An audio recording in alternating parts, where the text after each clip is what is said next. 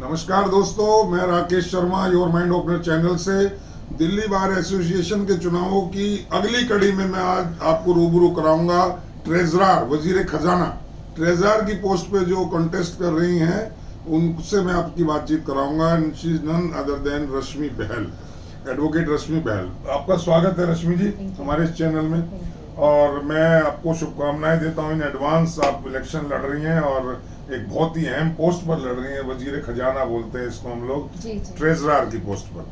तो सुना है बहुत ज्यादा पैसा है बार एसोसिएशन के पास, उसकी मालिक आप हो जाएंगी जीत गई तो। सुना है ना सर? तो जी देखा तो नहीं है ना? नहीं, हम इतना दूर हैं थोड़ा इससे। तो मैं सीधा सीधा सवाल ये कर रहा हूँ रश्मि जी, आप चुनाव में आई हैं, क्या इससे पहले भी आपने चुनाव लड़े? नहीं सर, ये मेरा फर्स्ट टाइम चुनाव है। ओके। हाँ जी। तो इस बार आपने क्या मन में आया, क्या सोच के, क्या विजन के साथ आप चुनाव में आई?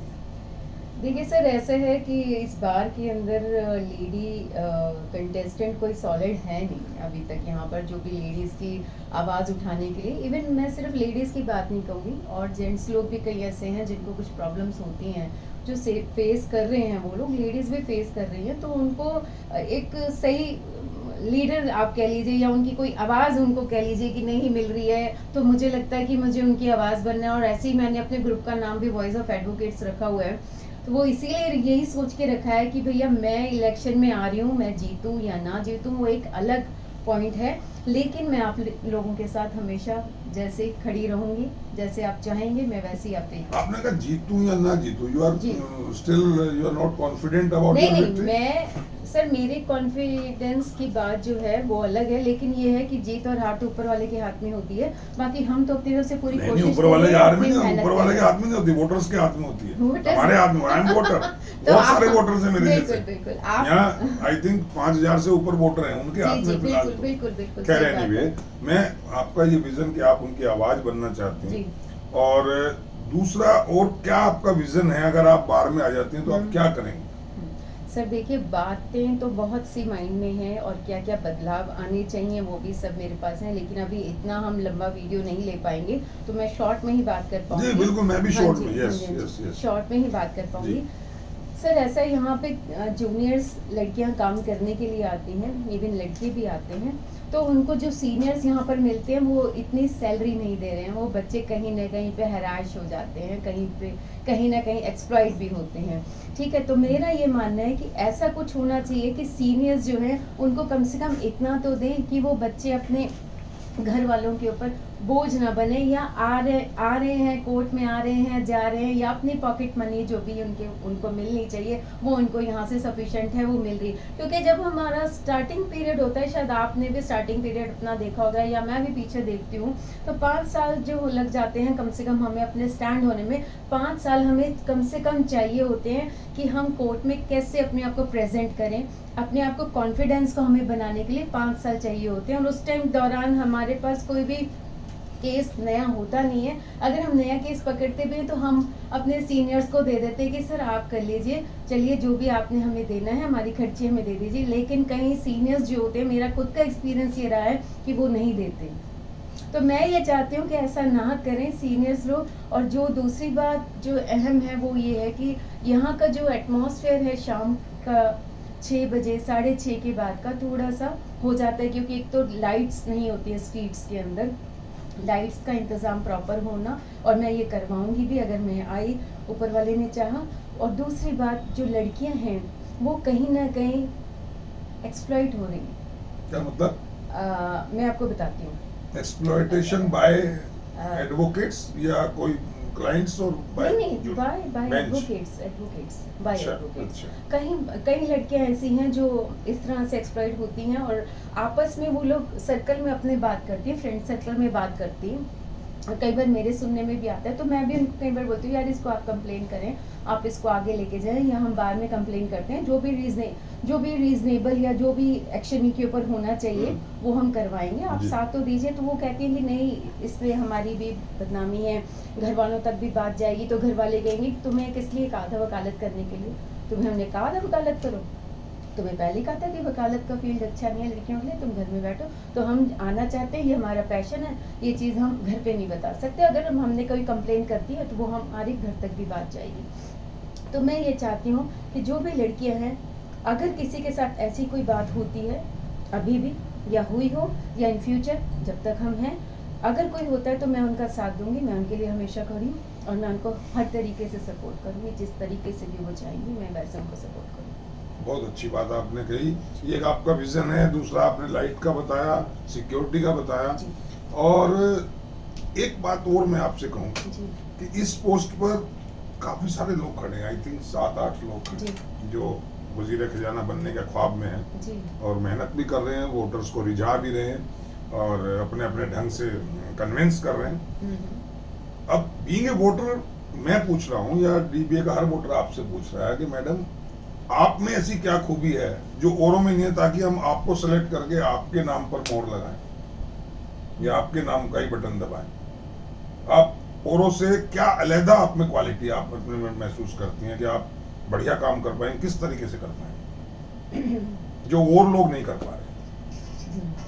देखिए सर, ऐसा होता है, सबका एक अपना अपना रीज़न है। कई बार कोई और अगर कैंडिडेट किसी बात को उठाता है तो मेरे हिसाब से शायद वो नॉर्मल बात हो, या मैंने अगर कोई पॉइंट उठाया है शायद उनके लिए मेरी नज़र में पॉइंट वो हल्का हो।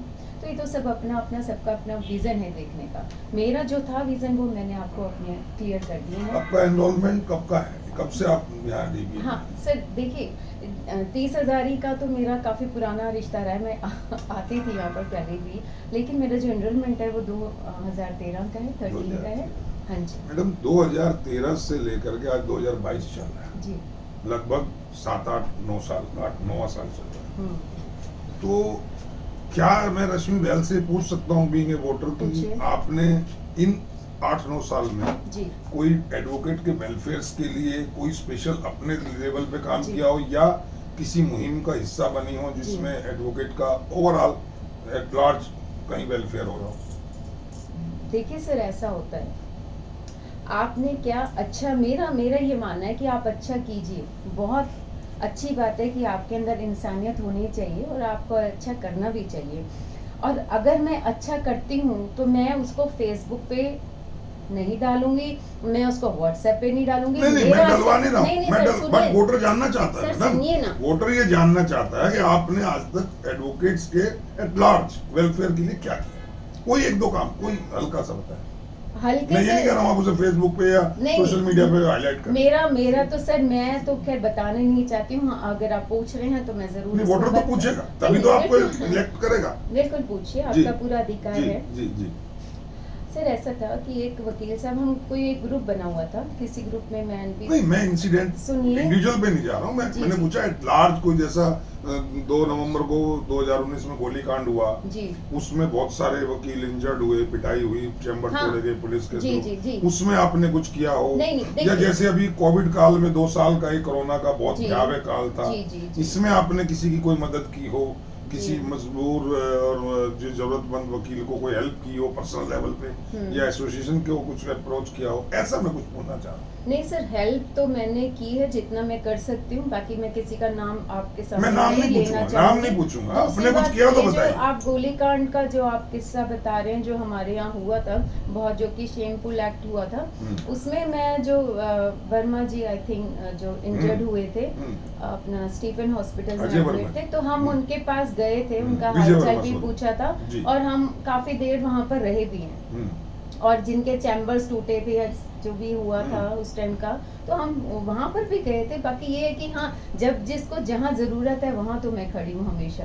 पता होना चाहिए कि हाँ, यहाँ इसको मेरी ज़रूरत है, इसने मुझे आवाज़ लगाई, इसने मुझे याद किया, तो मैं हाजिर हो जाऊंगी सर। आप कितना अपनी जीत के प्रति कॉन्फिडेंट हैं कि आपको लगता है कि आप व्यक्ति की तरफ हैं? मैं सर 100% जीतूंगी, ये मुझे विश्वास है।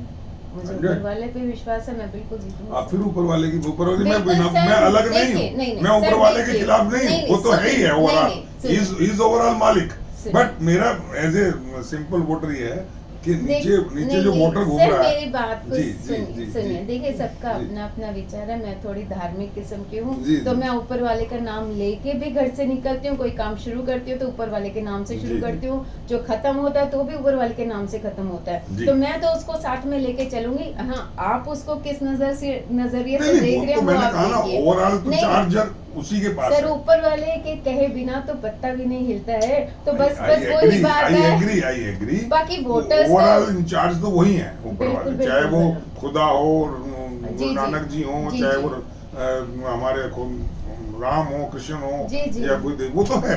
जी। लेकिन अभी जो प्रैक्टिकल जो उन्होंने चार्ज दिया है वो वोटर्स को दे दिया कि अभी किसको जिताना है, किसको हराना है। जी। तो वोटर्स का आपके प्रति कैसा रुझान चल रहा है? बहुत अच्छा चल रहा है सर, बहुत अच्छा चल रहा है। टचवुड अभी तक तो मेरे को बहुत अच्छा रिस्पांस आ रहा है, और मैं यही चाहूंगी कि मुझे आगे और भी प्यार, ऐसे ही सबका आशीर्वाद मिलता रहे, बड़ों का और अपने दोस्तों का मुझे साथ मिलता रहे। तो आप यंगस्टर्स के लिए कुछ ज्यादा करना चाहेंगे?